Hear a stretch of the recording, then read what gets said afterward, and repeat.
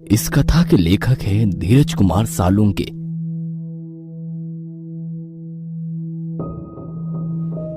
रात के 2 बज रहे थे।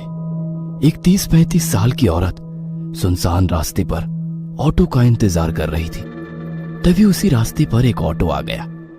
जैसे ही उस औरत ने हवा में हाथ लहराया, वैसे ही ऑटो ड्राइवर ने ऑटो उसके पास जाकर रोक दी। कहाँ जाना है मैडम? ऑटो ड्राइवर ने उस औरत से पूछा। अवंती नगर। औरत ने उत्तर दिया। ऑटो ड्राइवर ने अपना मोबाइल निकाला और गूगल मैप पर अवंती नगर की तलाश की, क्योंकि वो शहर में नया ही आया था और वो पहले कभी अवंती नगर की ओर नहीं गया था। अवंती नगर वहां से 7 किलोमीटर की दूरी पर था। भाड़ा 300 रुपए होगा मैडम, ऑटो ड्राइवर ने औरत से पूछा। क्या 300 रुपए? भैया 300 बहुत ज्यादा है, 200 में छोड़ दो। उस औरत ने ऑटो ड्राइवर से कहा। ऑटो ड्राइवर ने उस औरत को सिर से पैर तक देखा और कुछ देर सोचकर वो बोला, बैठिए, छोड़ देता हूं। वो औरत ऑटो में बैठ गई और ऑटो अवंती नगर की तरफ निकल पड़ा। ऑटो ने 4-5 किलोमीटर की दूरी तय की थी। जब से वो औरत ऑटो में बैठी थी, तब से ऑटो ड्राइवर उसे आईने में घूरे जा रहा था और गाना गा रहा था। सलाम इश्क मेरी जान जरा कबूल कर लो, तुम हमसे इश्क करने की जरा सी भूल कर लो। ऑटो ड्राइवर के इस बर्ताव से वो औरत डर गई। उसने तुरंत किसी को फोन किया और धीरे से बोलने लगी। वैसे ही रिक्शे वाले ने गाना बंद कर दिया और उसकी बातें सुनने की कोशिश करने लगा। हेलो शालिनी, तू आ रही है ना मेरे घर? तुझे पता है ना कि मेरे पति विशाल अमेरिका चले गए हैं और मैं घर पर अकेली हूँ। वो औरत बोली। नहीं यार, मैं नहीं आ सकती। मैंने तुम्हें दोपहर में ही बताया था ना। फोन की दूसरी तरफ से दूसरी औरत बोली। ठीक है, मत आना। ऐसा कहकर उस औरत ने गुस्से में फोन रख दिया। ऑटो ड्राइवर ने उस औरत की बात सुन ली थी। उसने सुन लिया था कि वो औरत आज रात अपने घर पर अकेली है और उसके सहेली ने भी उसके घर आने के लिए मना कर दिया है। ऑटो ड्राइवर अभी भी शीशे से उस औरत को घूर रहा था। इस वजह से वो औरत बहुत ज्यादा डर गई थी। तभी उस औरत ने एक बंगले के सामने ऑटो ड्राइवर को रुकने के लिए कहा। ऑटो ड्राइवर ने देखा कि उस घर पर सिल्वर लीफ लिखा हुआ था। वैसे वो घर नहीं, एक बड़ा सा आलीशान बंगला लग रहा था।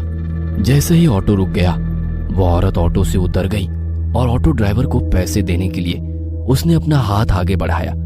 तभी ऑटो ड्राइवर ने पैसे लेते समय उसका हाथ पकड़ लिया और बोला, अब जब तुम मुझे यहाँ तक ले ही आई हो तो एक कप चाय ही पिला दो। ऑटो ड्राइवर की बात सुनकर औरत और भी ज्यादा डर गई। उसने ऑटो चालक के हाथ से अपना हाथ छुड़ा लिया और सीधे गेट के अंदर भाग गई। यह देख ऑटो चालक मुस्कुराया। तभी उसकी नजर पीछे की सीट पर गई।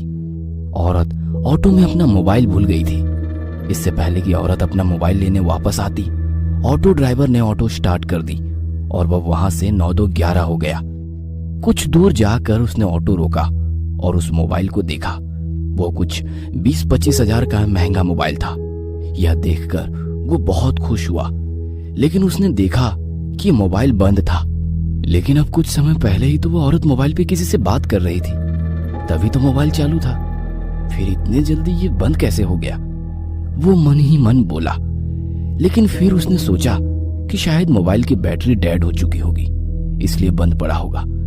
तभी अचानक उसके सिर में एक डरावनी योजना आ गई। मोबाइल फोन देने के बहाने उस औरत के घर जाने की। उसके दरवाजा खोलते ही उसके गर्दन पर छुरा रखकर उसकी इज्जत लूटने की और फिर घर में से सारे पैसे लूट के 9-2-11 होने की योजना बनाई। लेकिन इसके लिए उसे एक और साथी की जरूरत थी, इसलिए उसने अपने एक दूसरे ऑटो ड्राइवर दोस्त को फोन किया और उसे अपनी योजना के बारे में बताया। जब उसके दोस्त ने सुना कि एक सुंदर औरत घर पर अकेली है, तब उसका दोस्त वहां आने के लिए राजी हो गया। उसने अपने दोस्त को उस औरत के घर का पता बताया और उसे तुरंत वहां आने के लिए कहा और खुद उस औरत के बंगले के बाहर जाकर रुक गया। 10-15 मिनट बीत गए थे पर फिर भी उसका दोस्त अभी तक नहीं आया था। उसने उसे बहुत फोन किए, लेकिन वो उसका फोन नहीं उठा रहा था। ऑटो ड्राइवर को ज्यादा देर तक रहा नहीं जा रहा था। उसे उस औरत का चेहरा बार बार उसकी आंखों के सामने दिखाई दे रहा था। उसके वो हवा में उड़ने वाले बाल उसकी आंखों के सामने आ रहे थे। उसके परफ्यूम की महक अभी भी उसकी नाक में बस गई थी। तो उसने अपने दोस्त को मैसेज किया, मैं अंदर जा रहा हूं, तुम्हारे लिए दरवाजा खुला रखूंगा, जल्दी आ जाना।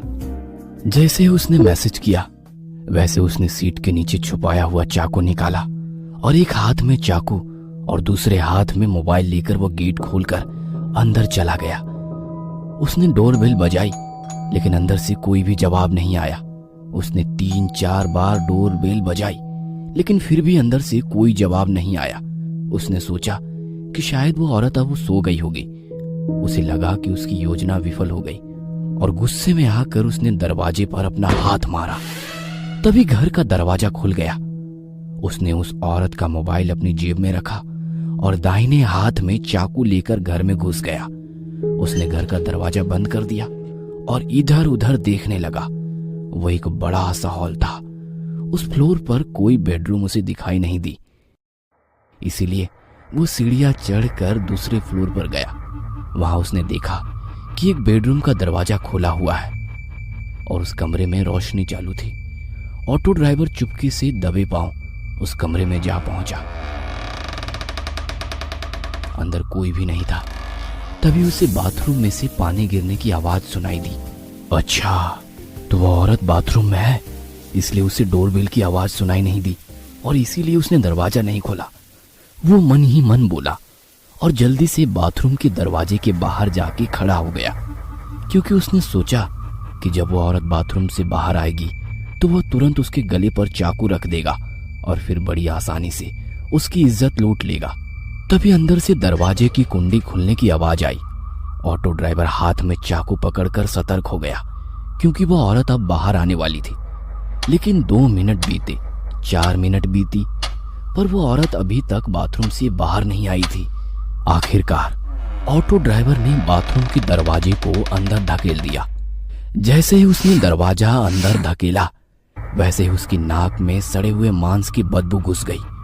उसने अपने बाएं हाथ से अपनी नाक बंद कर ली और बाहर से बाथरूम में झांक कर देखा और सामने का नजारा देख उसके पैरों तले जमीन खिसक गई। डर के मारे वो थर थर कांपने लगा, क्योंकि बाथरूम के बाथ टब में 8-10 लाशों का एक ढेर था। वो डर की मारे पीछे हटने ही वाला था कि तभी उस औरत ने पीछे से आकर ऑटो ड्राइवर की कमर में लात मारी और वो बाथरूम में जा गिरा। ऑटो ड्राइवर बाथरूम में गिरते ही उस औरत ने झट से बाथरूम का दरवाजा बंद कर दिया। जैसे ही ऑटो ड्राइवर ने उसकी दाईं तरफ देखा वो पसीने से तरबतर हो गया और उसने उठकर दरवाजा खोलने की कोशिश की, लेकिन दरवाजा नहीं खुला, क्योंकि उस औरत ने बाहर से दरवाजा बंद कर दिया था। उसे पता चल चुका था कि उस औरत ने जानबूझकर उसे बाथरूम में बंद कर दिया है। ऑटो ड्राइवर दरवाजा पीट पीट कर जोर जोर से चिल्लाने लगा, मैडम दरवाजा खोलो, मैडम मैं आपके पैर पकड़ता हूं, मुझे यहां से बाहर निकालो, मुझसे गलती हो गई मैडम, मुझे माफ कर दो मैडम। वो भीख मांग रहा था, लेकिन बाथरूम के बाहर से कोई जवाब नहीं आया। बाथरूम के बाहर सन्नाटा फैल गया। आखिरकार दरवाजा पीट पीट कर उसके हाथ दुखने लगे और उसने दरवाजा पीटना बंद कर दिया। उसने उसकी दाईं ओर देखा, वैसे ही उसे बाथ टब में लगा लाशों का ढेर दिखाई दिया। 8-10 लाशें एक के ऊपर एक रखी हुई थी और हैरानी की बात तो यह थी कि उन सभी लाशों के ऊपर ऑटो ड्राइवर की यूनिफॉर्म थी। इसका मतलब ये था कि वे सभी लाशें ऑटो ड्राइवर की थी। उसने अपने कपड़ों को देखा तो उसने भी वैसे ही यूनिफॉर्म पहन रखी थी। बाथ टब के बगल में मोबाइलों का ढेर पड़ा हुआ था। ऑटो ड्राइवर ने उसकी जेब से मोबाइल निकाला और वो फिर एक बार चौंक गया, क्योंकि बिल्कुल वैसे ही मोबाइल का ढेर था। वो समझ गया कि उसे धोखे से फंसाया गया है। उस औरत का ऑटो में कहना कि मैं घर पे अकेली हूं, और उसके बाद ऑटो में मोबाइल छोड़ना, ये सब उसकी ही चाल थी। और वह बुरी तरह से उसकी जाल में फंस चुका था। वो समझ चुका था कि वे सभी ऑटो ड्राइवर भी बिल्कुल उसकी तरह ही उस औरत के जाल में फंस गए थे, और वो बाद में उसी बाथटब में मर गए। अब उसके साथ क्या होगा, इसका ख्याल उसके मन में ही आ गया। क्या ऑटो ड्राइवर उस भूतिया बंगलों से बच निकलेगा? इन सभी सवालों के जवाब जानने के लिए इस कहानी का अगला पार्ट देखना मत भूलना।